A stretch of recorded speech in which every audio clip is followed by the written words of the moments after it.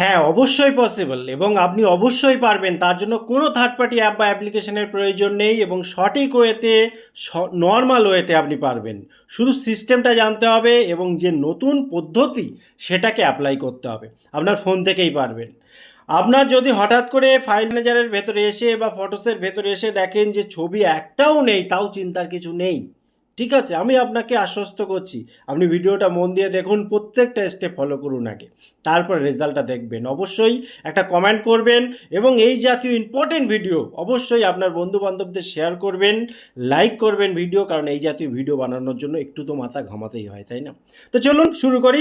আপনি যে কাজটা করবেন, আপনার ফোনে যে সেটিং রয়েছে, মেন সেটিং, সেই সেটিংয়ের ভেতরে যাবেন। আপনার কোম্পানি যে ফোন হোক না কেন, যে কোম্পানির ফোন হোক না কেন, কোনো অসুবিধা নেই।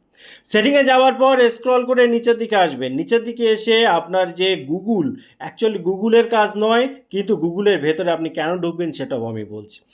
এখানে এসে এই যে জিমেলটা রয়েছে উপরে, এই জিমেলের ভেতরে ঢুকবেন। ঢোকার পর এই যে গুগল অ্যাকাউন্ট রয়েছে, এই গুগল অ্যাকাউন্টের ভেতরে ঢুকবেন। কারণটাও আমি ব্যাখ্যা করছি।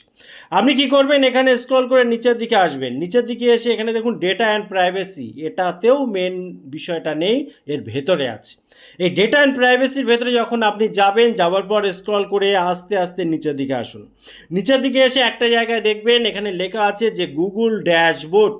কোনোদিন দেখেছিলেন এর আগে? অবশ্যই কমেন্ট করতে ভুলবেন না। এবারে দেখুন এই যে গুগল ড্যাশবোর্ডের ভেতরে যখন আপনি ক্লিক করে যাবেন, এখানে অনেক রকম অপশান আছে, তার মধ্যে থেকে আপনাকে মেন জিনিসটা বেছে নিতে হবে। মেন জিনিসটা কি? আমাদের হারিয়ে গিয়েছে ছবি, আমাদের রিকভারি করতে হবে। আপনি কি করবেন, স্ক্রল করতে করতে নিচের দিকে আসবেন, দেখবেন কোথায় সেই অপশানটা রয়েছে।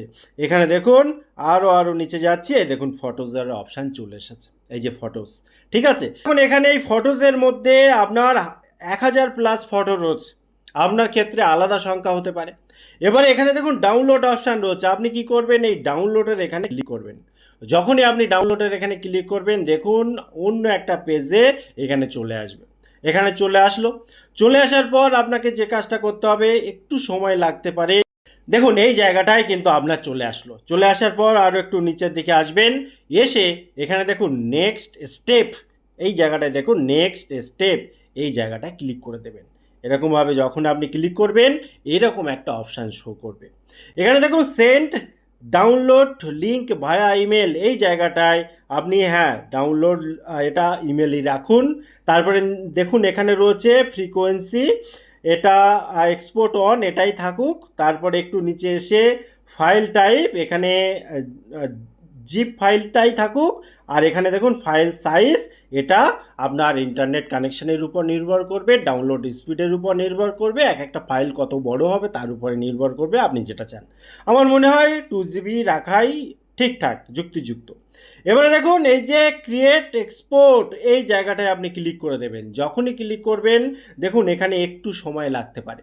ঠিক আছে, এখানে একটা জিনিস খেয়াল করে দেখুন, এই জায়গাটায় কি লিখেছে দেখুন, your file are currently being prepared, this process can take a long time.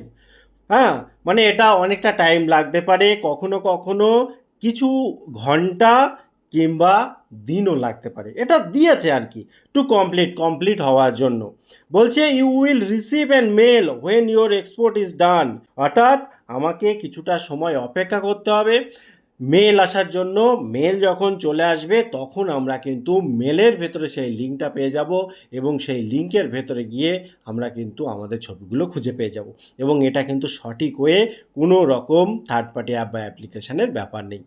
এবারে দেখুন জিমেলে কিন্তু একটা মেল চলে এসেছে এবং এখানে একবার চেক করবেন।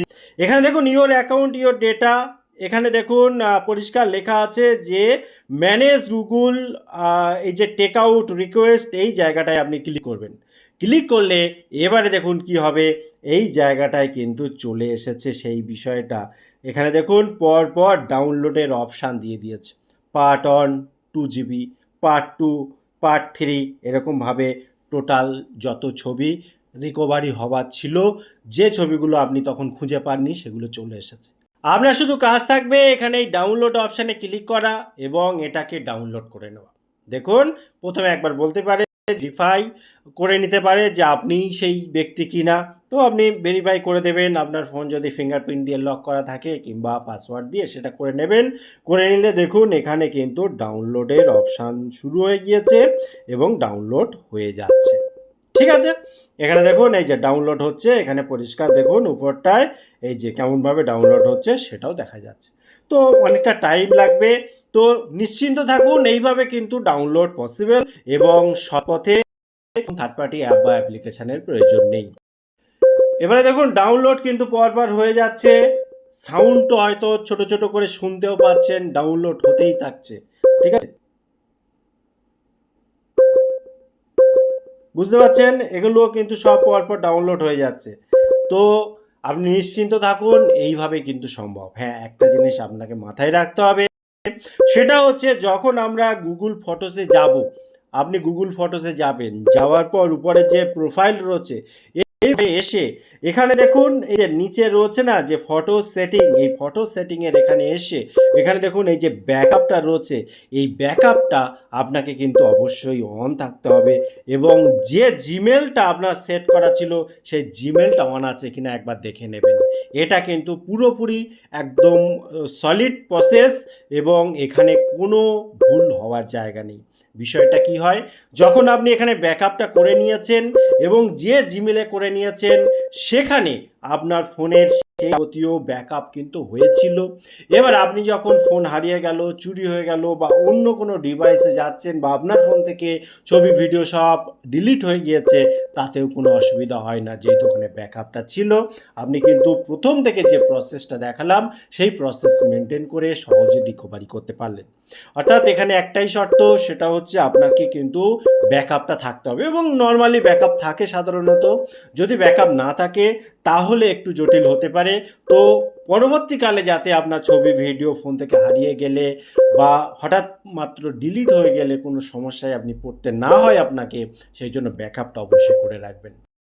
এবং একটা জিনিস মনে রাখবেন, এক একটা জিমেলে 15 GB পর্যন্ত ফ্রিতে রাখা যায়, কাজে আপনার ফোনে যদি অতিরিক্ত ফটোস বা ভিডিওস থাকে সেক্ষেত্রে এক বা একাধিক জিমেলের ব্যবহার আপনি করতে পারেন এবং সেই জিমেলে একটা জিমেলে 15, দুটো জিমেলে 30, এইভাবে 45, 60, 90 এরকমভাবে কিন্তু আপনি ফটোগুলো সেভ করে রাখতে পারেন, যাতে ভবিষ্যতে এই ধরনের যদি জটিলতা আসে আপনি কিন্তু সহজেই ব্যাকআপটা নিতে পারবেন। টোটাল ইনফরমেশন কেমন লাগলো অবশ্যই কমেন্ট করতে ভুলবেন না। আবার দেখা হয় পরবর্তী ভিডিওতে। ততক্ষণ ভালো থাকুন, সুস্থ থাকুন, বাই বাই।